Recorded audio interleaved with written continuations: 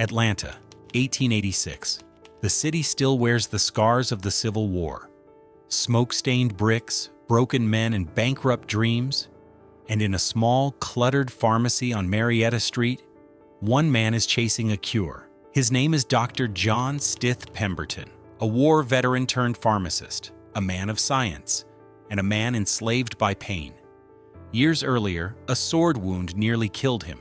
The morphine that saved his life would later destroy it. By the time he reached his 50s, Pemberton was drowning in addiction, debts piling up, hands trembling, reputation fading. And so, in desperation, he decided to invent his own escape. He began blending exotic ingredients: coca leaves from South America, cola nuts from Africa, and wine from France. A bizarre, bubbling concoction of stimulant, sweetness, and painkiller. The result was something he called Pemberton's French Wine Coca.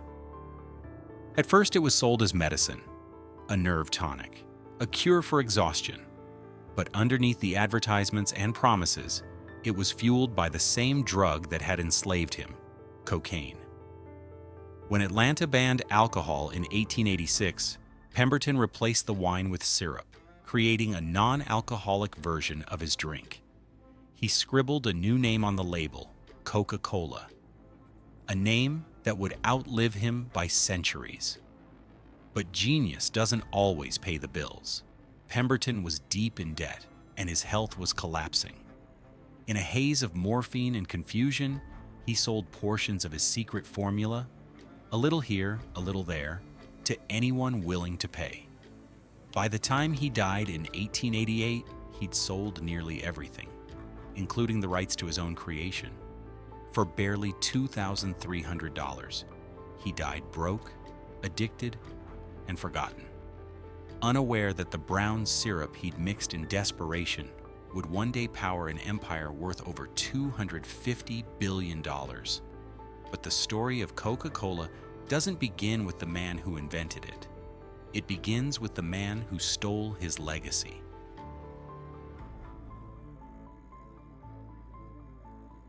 John Pemberton may have created Coca-Cola, but it was Asa Candler who took Coca-Cola and turned it into an empire. When Pemberton died in 1888, his legacy was chaos. Multiple people claimed to own pieces of Coca-Cola. There were half-signed contracts, missing papers, and confusion everywhere. It was the perfect environment for a man like Asa Candler. Candler wasn't a chemist. He was a strategist, a pharmacist with a gift for business and an appetite for power. He began by quietly buying up every partial claim to the formula he could find, piece by piece, signature by signature. Some sellers didn't even realize what they were giving away. Others were pressured into deals they didn't fully understand. It wasn't theft, not technically. It was legal genius, hidden in a fog of confusion. By 1891, Asa Candler had pulled off what looked like magic. He had full control of Coca-Cola, the name, the formula, and the company. And the total price he paid for it all? Just $2,300, for what would become one of the most valuable trademarks on Earth. But Candler didn't just buy a formula. He bought a story, and he knew exactly how to sell it. He erased Pemberton's chaotic image, rewrote the narrative, and launched a relentless marketing campaign that turned Coca-Cola into a miracle drink. He plastered the name everywhere, on calendars, signs, pharmacy walls. He even gave out free drink coupons, a strategy decades ahead of its time. Candler understood something revolutionary. You don't sell the product. You sell the feeling it creates. By the turn of the century, Coca-Cola wasn't just a syrup. It was becoming a movement, a symbol of American optimism, bottled in ambition. But Candler was about to make one move that would define the company's future forever. A single decision, a single contract, and a single dollar. It would become the worst or the smartest deal in business history.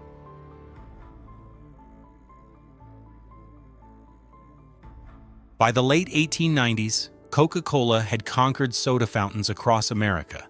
People lined up at pharmacies to sip it for 5 cents a glass. But there was a problem, a massive one. Every glass of Coke had to be mixed fresh at the counter by a soda jerk with syrup and carbonated water. That meant Coca-Cola could only exist where a fountain existed. It couldn't travel. The dream of a portable Coca-Cola seemed impossible. Until 2 men came knocking. They weren't chemists. They weren't executives. They were ambitious lawyers from Chattanooga, Tennessee. And they had one crazy idea: bottle Coca-Cola. Asa Candler laughed. He thought bottling was a logistical nightmare, impossible to control quality, flavor, or consistency. He was already making money hand over fist. Why risk it? Then, in one of the most unbelievable business moments in history, Candler made them a deal to get rid of them. He sold the exclusive bottling rights to Coca-Cola for $1, one single dollar. No royalties, no time limits, no control over territories, nothing.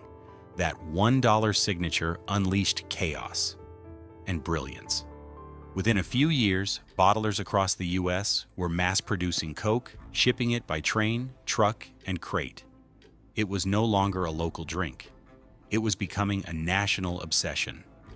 And here's the twist.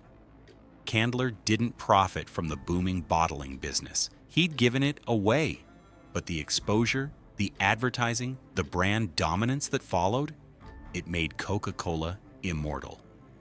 By the early 1900s, Coca-Cola was spreading faster than any beverage in history. Thousands of independent bottlers, each one competing, hustling, promoting, turned the company into an unstoppable machine. Candler's mistake had accidentally created one of the most powerful distribution systems in the world. The $1 deal became the foundation of Coca-Cola's empire. It showed that sometimes losing money today can make you own the world tomorrow. But soon, Coca-Cola faced an even greater threat, one that would challenge its very identity. As copycats flooded the market, one question echoed through the boardroom. How do you protect something the world can drink but no one can see?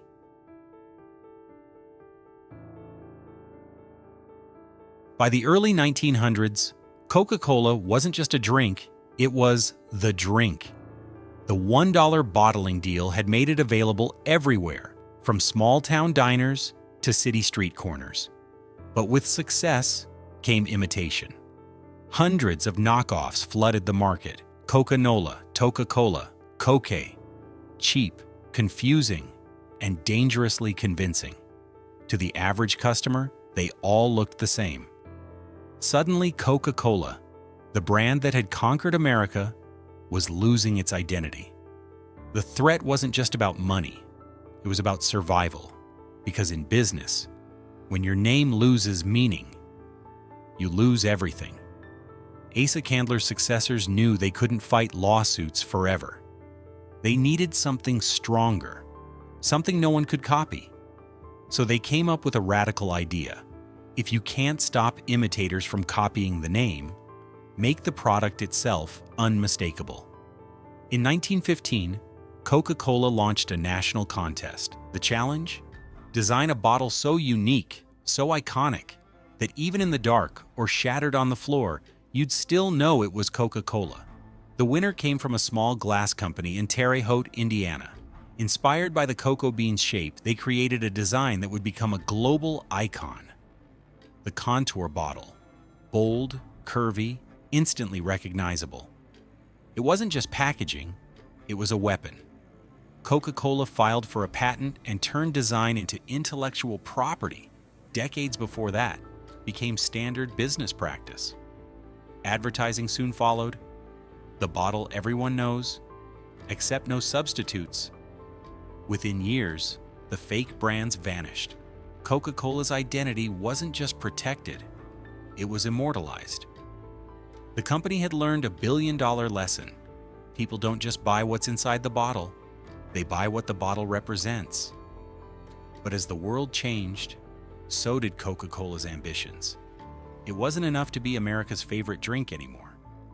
The next goal was the world, and to achieve that, they would weaponize their brand like never before.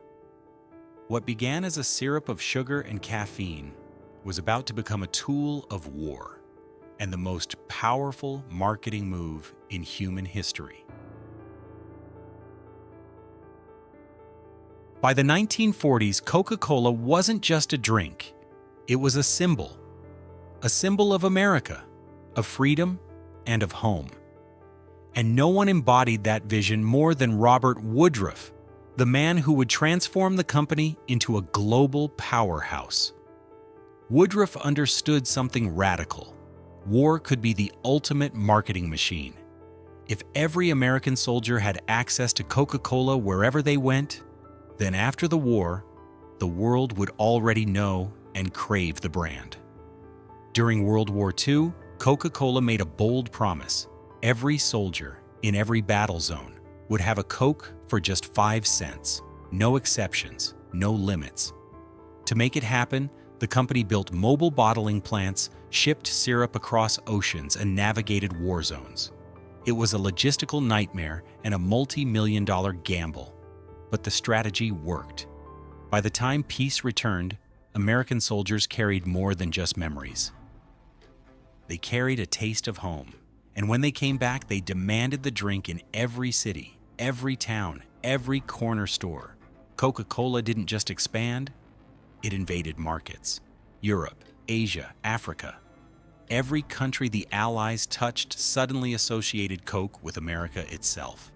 Within a decade, Coca-Cola's market share in the US and abroad skyrocketed. From a single syrup plant in Atlanta to over 1,200 bottling plants worldwide, serving billions of bottles annually. Woodruff had weaponized branding, psychology, loyalty, and patriotism became part of the formula, as essential as sugar and carbonation. Yet every global conquest carries risks. Coke's reach sparked competition, copycats, and the first taste of corporate hubris. And the next decades would prove that even an empire this powerful could stumble if it forgot the most fragile element, the consumer's trust. Because for every triumph, there is a corporate near-death experience lurking just around the corner.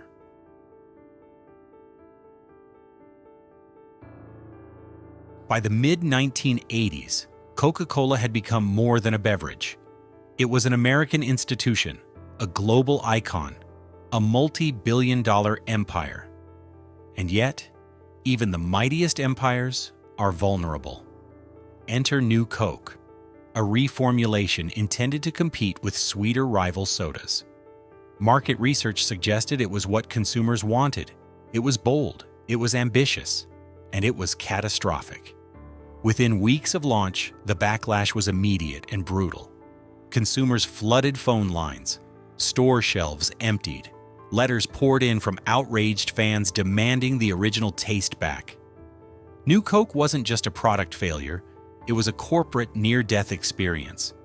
Coca-Cola had gambled on research and data, but it underestimated emotional loyalty, the invisible glue binding millions to a taste, a brand, a memory. The company scrambled.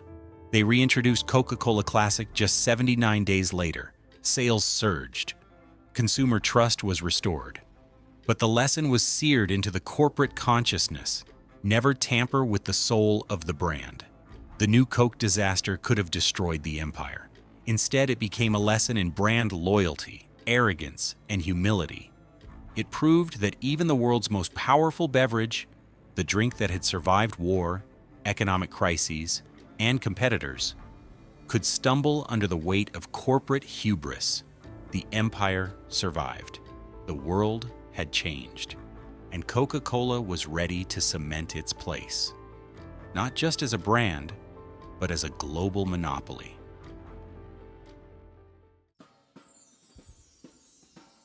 Today, Coca-Cola is more than a drink. It is a global empire, a cultural icon, a corporate juggernaut.